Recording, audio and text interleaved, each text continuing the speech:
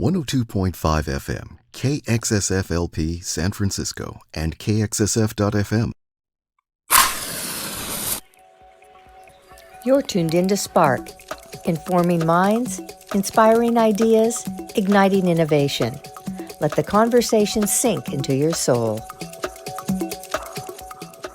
This is Kellee Marlowe, host of Spark. Today I'm talking with Briana Brownell, CEO of PureStrategy.ai. She was named one of Authority Magazine's top women leaders in artificial intelligence. We will be talking about the future of artificial intelligence as it evolves in emotional learning. Thank you for joining me today, Briana. You're very welcome.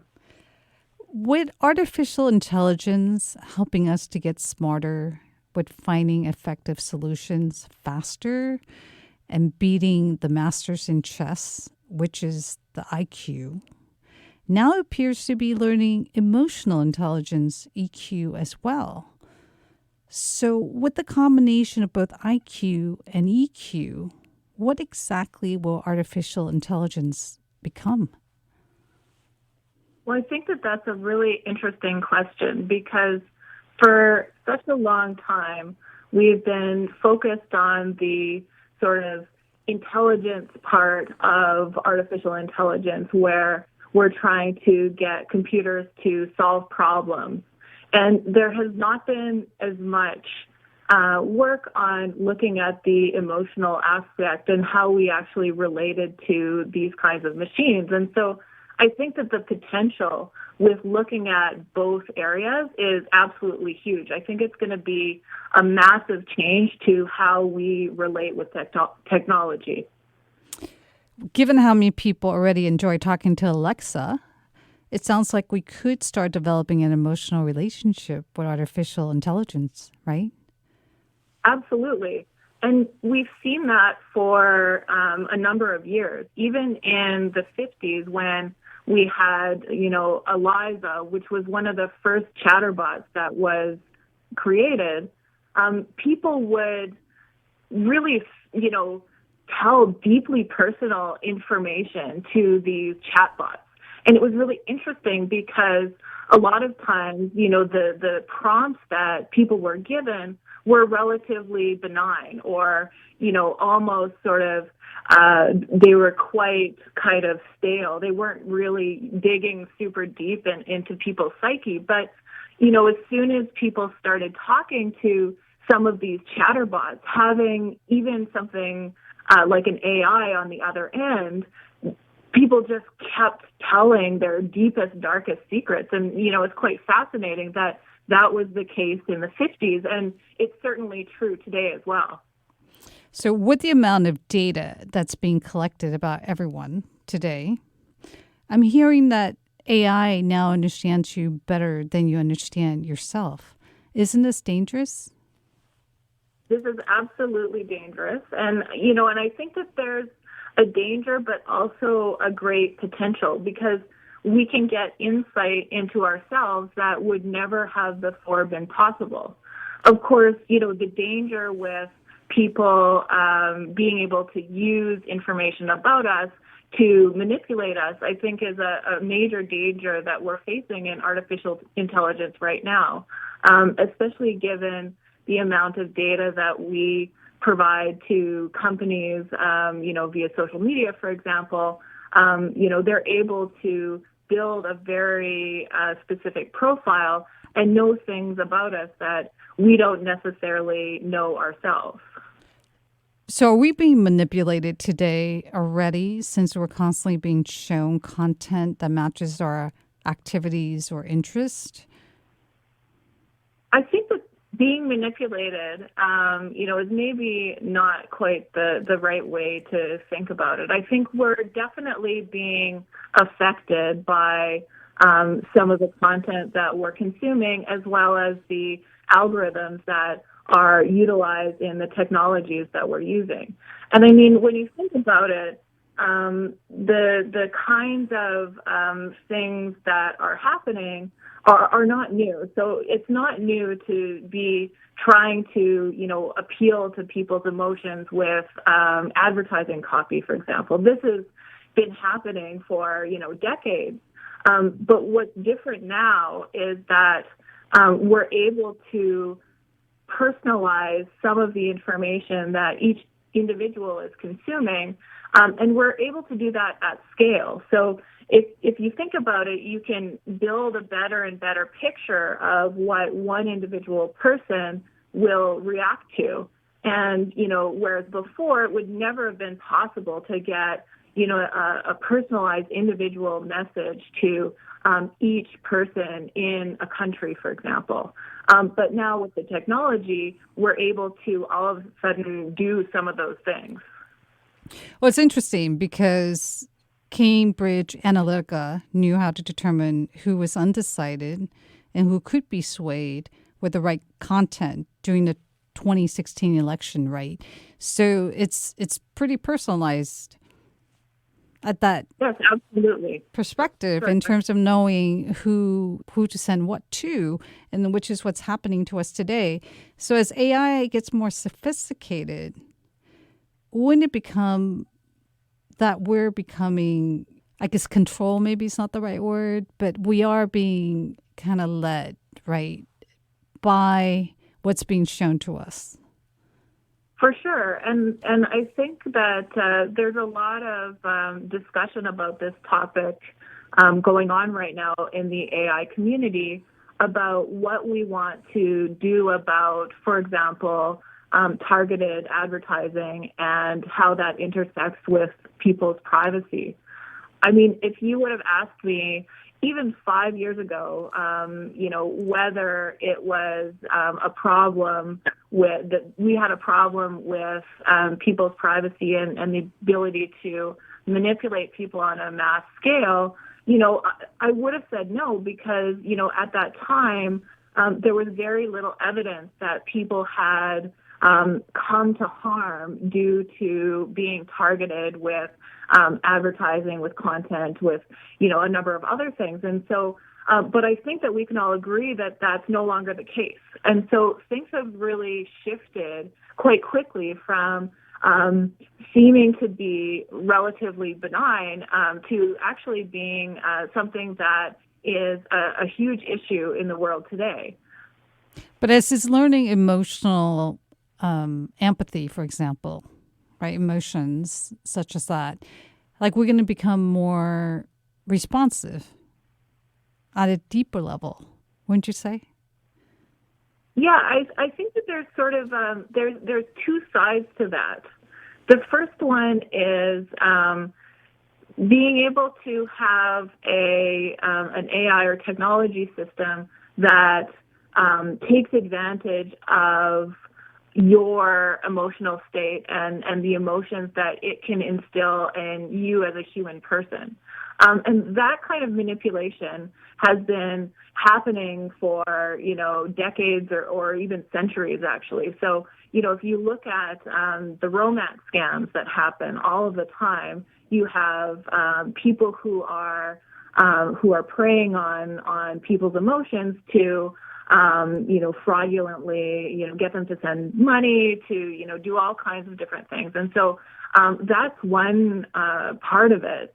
But the other part is to be able to sort of understand the way that human emotions can be sort of used for creating action. And so if you look at that, it's kind of like the opposite of using the emotion for manipulation. It's understanding the emotion itself. And the work that I see going on in that area, I think, is incredibly interesting because it provides a way to deeply understand ourselves in a way that we never could before.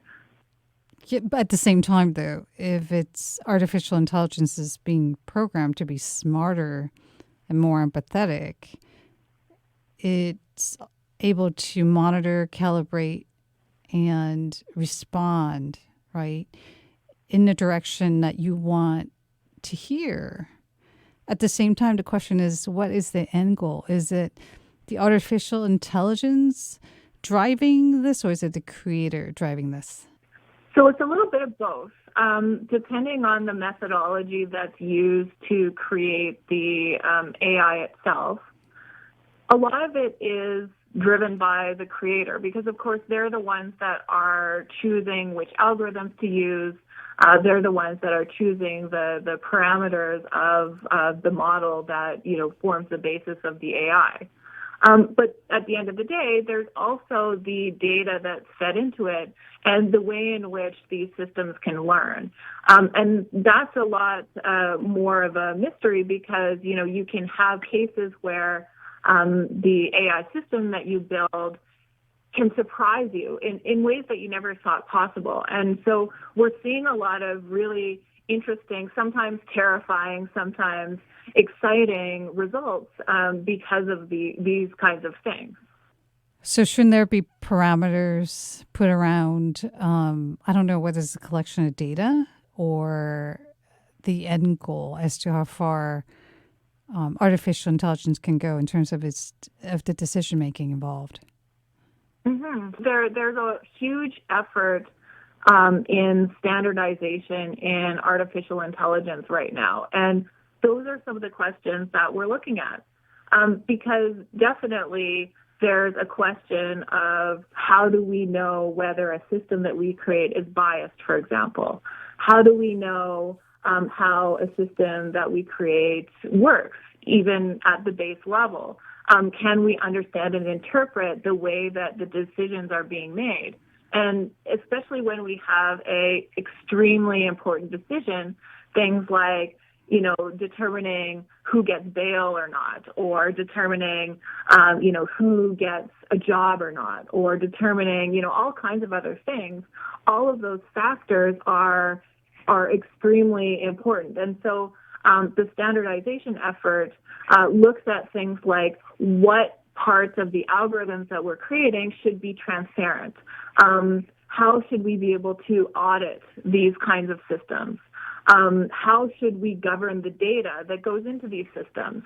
Are there parameters around how we collect the data? For example, collecting information from vulnerable population. How should we do that in a respectful way?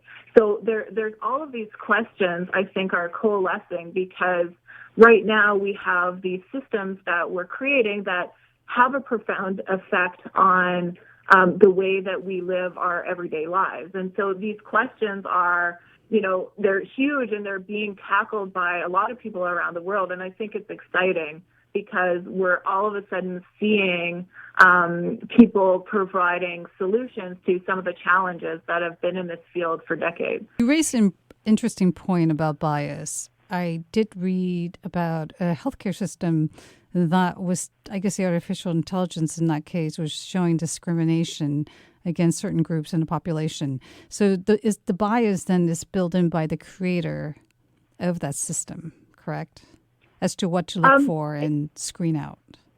It's not necessarily the bias of the creator. Often it's the bias of the data that's used to create the model. So there's always a risk to when you're collecting data and when you're building a system like this that there's a misrepresentative sort of group within your data set that allows, a biased model to be created from that data set. So, in most cases, it's not that, the creator is deliberately trying to create a biased model and create something that's oppressive to certain groups of people. It's just the result of a bunch of different factors that are going together. But I mean, the plus side is that now that we can recognize some of the challenges in that area, we can take steps to mitigate that bias. So we can deliberately put into our processes ways that we can ensure that the biased data set is sort of created in a certain way that when we have the output, we don't have some of these systematic biases that we might usually have. Good to know. We're going to take a quick break and thank our underwriters. Be back on the future of artificial intelligence as it evolves in emotional learning. Support for KXSF comes from Lady Falcon Coffee Club, an iconoclastic, only in San Francisco coffee roastery.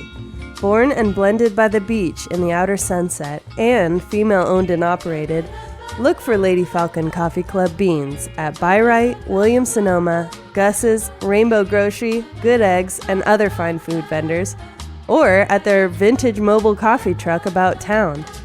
Learn more by visiting their website at ladyfalconcoffeeclub.com. Thanks for supporting San Francisco Community Radio.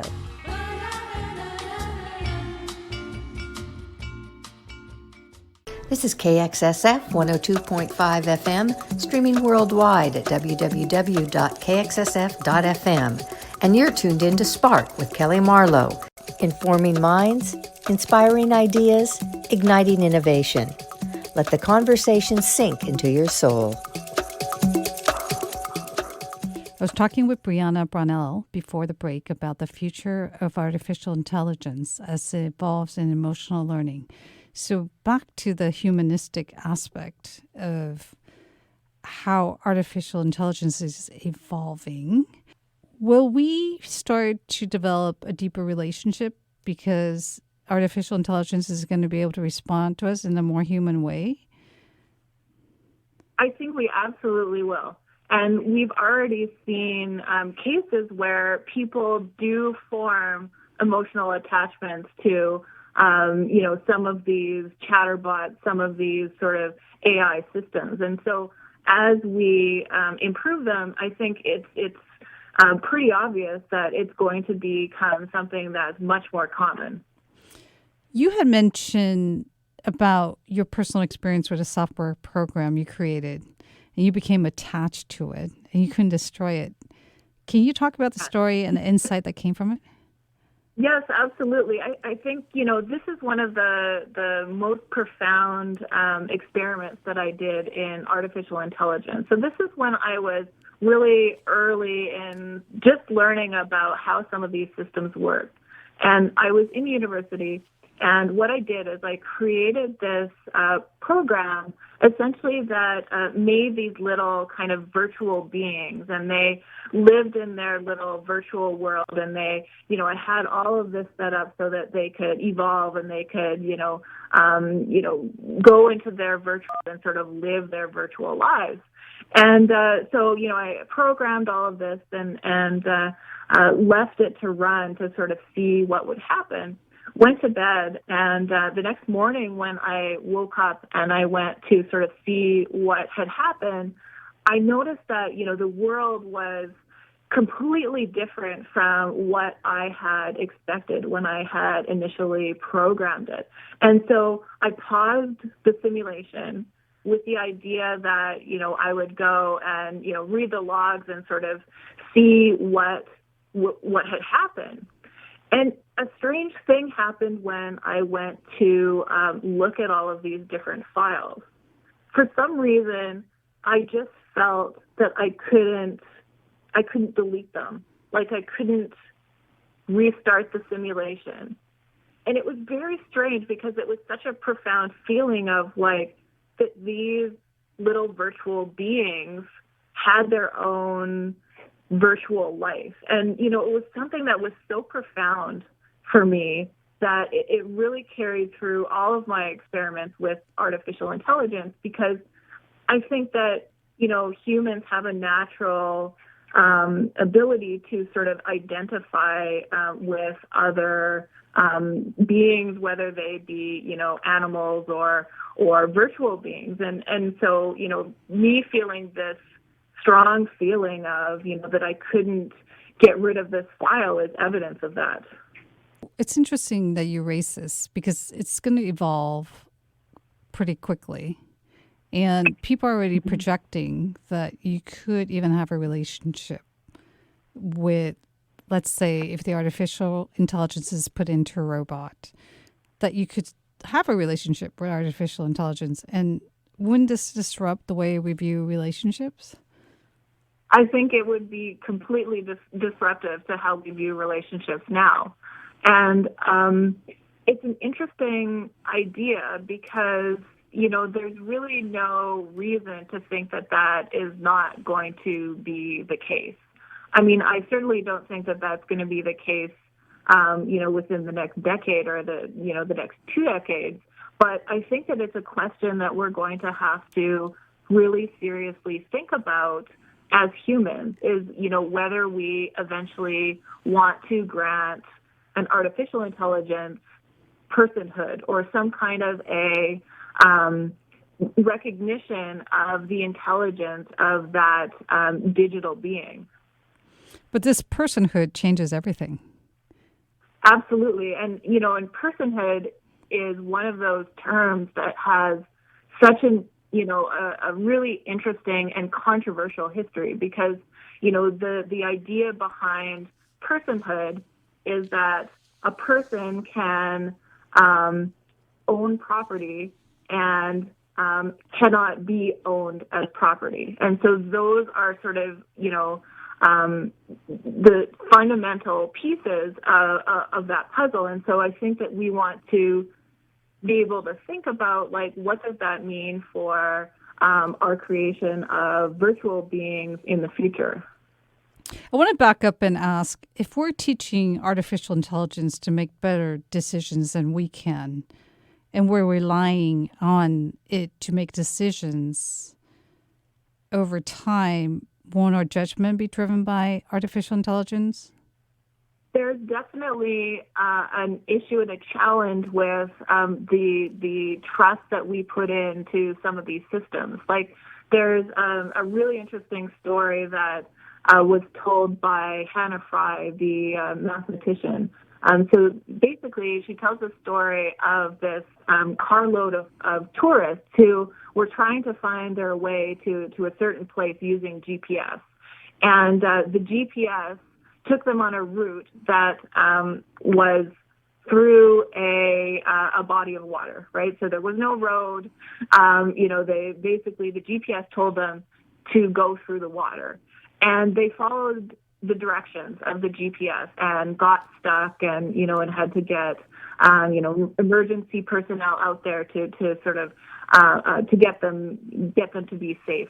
And so I think that really showcases one of the risks that we face with some of these technologies is that when we put so much trust in the algorithm that it clouds our better judgment. And so because we're still really new at, how we're relating to AI in terms of decision making, this is something that I think is going to become more and more important as people sort of run into some of these issues. Because really, you shouldn't have these technologies that allow you to essentially pass off all of your decision making to an algorithm without the ability to sort of challenge the results that system comes up with.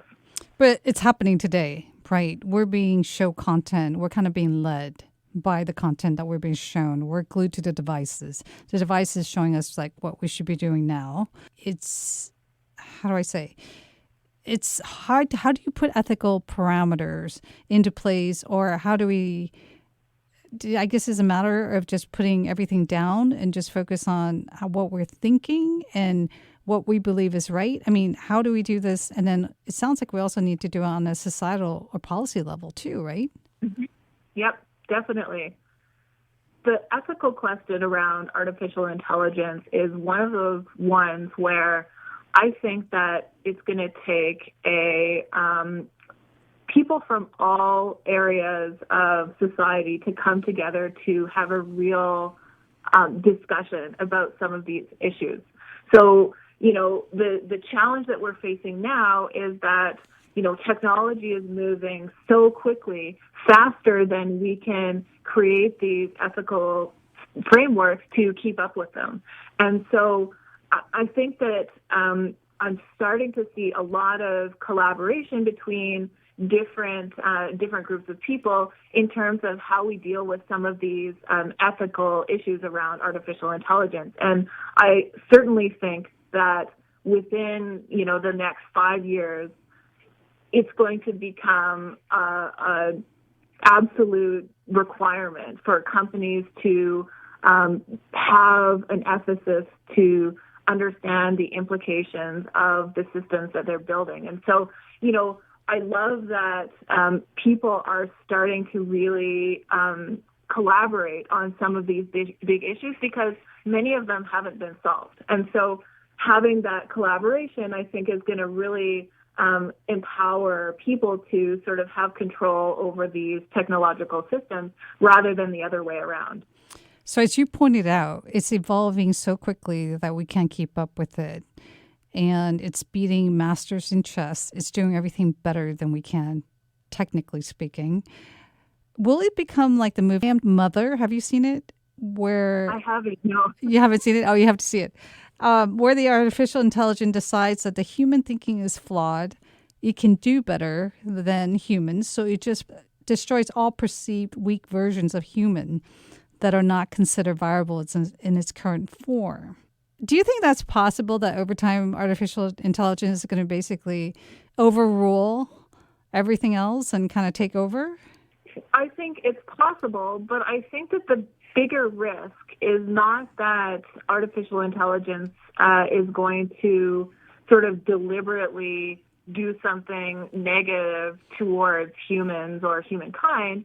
I think that the more likely scenario is that the AI that we create is going to have a different goal than we do, and we're just essentially going to be a casualty because our existence is not aligned with their goal. And certainly many other people have commented on this topic as well. But if you think about things like the number of zebras that are left in the world, well, it isn't really that humans hate zebras and we don't want zebras in the world.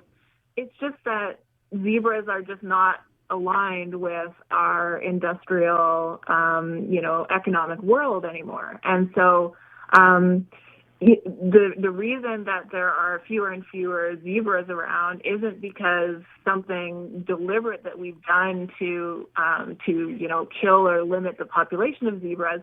They're just a unintended casualty of the way that our world works. And so what I see as the danger with AI is that, the same kind of thing could happen where an AI might have different goals from humans and, we're just unintentionally a casualty of them meeting their goals. So it would be like the film Terminator, where the machines rise and take over? Yeah, so I don't think it's going to be quite like that.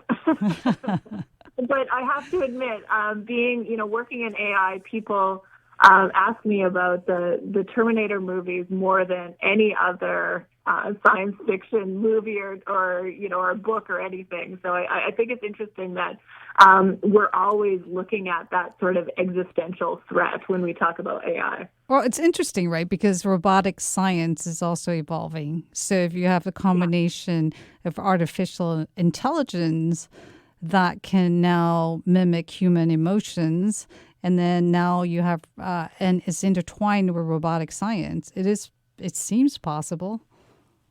For sure. And it's interesting because even, for millennia, humans have been thinking about and writing stories about human-like robots. Like there are many, many myths about sort of mechanical human-like robots. And so, it's interesting because we've always been fascinated with this. And so all of a sudden, the technology is getting better and better that, all of these old stories and all of these old myths are sort of coming back and becoming extremely relevant now that we have the technology that can actually do some of these things. I think you called it personhood, right? That eventually could be given to a robot. And let's say a human decides that the robot can empathize better than another human being, and there's less conflict. And then now that it's been granted this personhood, technically you could be married to a robot. I think you could be. And what's interesting about that is also a very ancient idea. This is not something that just people started thinking about within the last few years. this is something that people have been talking about and thinking about the sort of ethical and, societal implications of for millennia. And so I think that it's important to reopen some of these old discussions that have been happening throughout history to inform the place that we are now around these questions, because, a lot of these things are questions that humans have struggled with and have thought about for millennia. Or maybe it's a vision we've always had, and now we're making it happen. Yeah, exactly. So now we have some of the technology that we are able to see it as a realistic possibility that's going to come sooner rather than later. It's no longer in the completely speculative area. All of a sudden, we're able to say, this might really happen, and we need to really think about it and be prepared for what this means for society. How do we create boundaries then that will prevent us from allowing artificial intelligence to be making the decisions that we should be making? Well, I think it all comes back to that collaborative conversation around the ethics of AI systems, because there are so many cultural factors, like legal factors. There are all kinds of things that feed into a framework like this, that having the discussion and opening it up to people to be able to participate in some of these conversations, I think is the only way that we can really move forward. Because otherwise, if we have, let's say, a small group of people who's making the decisions on this technology, that's going to impact everybody, I think that that's not going to be a good outcome. And so what I see as a real positive is that these conversations are starting to happen. They're starting to include people within all sorts of different areas, different professions, different backgrounds, all kinds of things like that. And it's only through working through some of these issues together that I think that we're going to solve some of these problems. And then it sounds like there needs to be policy level involvement as well, so it's standardized across the world, right? You don't have one group focused on creating robots, that we're going to marry today. For sure. If you look at the way that our, the regulatory framework around, different industries is set up, especially when you're looking at things like autonomous cars, there's already a lot of regulatory frameworks around certain industries like that include artificial intelligence within those systems. And so it's straightforward to think that, this is going to continue and this is going to be updated to include some of the new considerations based on the technology that we're implementing. Okay. So what are the top 3 takeaways that the listeners should consider when they think about artificial intelligence? I think that for me anyway, one of the challenges that I really find in the, AI community and with technology that seems very futuristic like this is that people don't necessarily think that they are able to participate in the discussion around it. And I'm here to say that is not at all the case. I think that everybody has an important voice in some of these conversations that we're having around artificial intelligence. And so, that would be my number one takeaway, is that definitely there's a place for everybody to be involved in these conversations.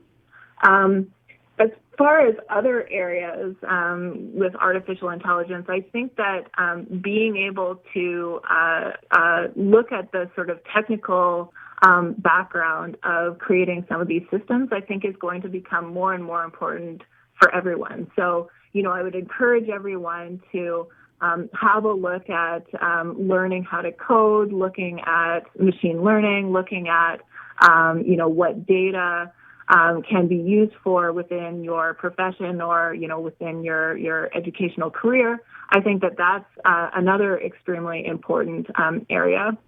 And I would say third would be to think about the questions of AI technology in its historical context, because I think especially when we're talking about really new technology, often there's a risk to look at only what the newest cutting edge questions and newest cutting edge discussions are.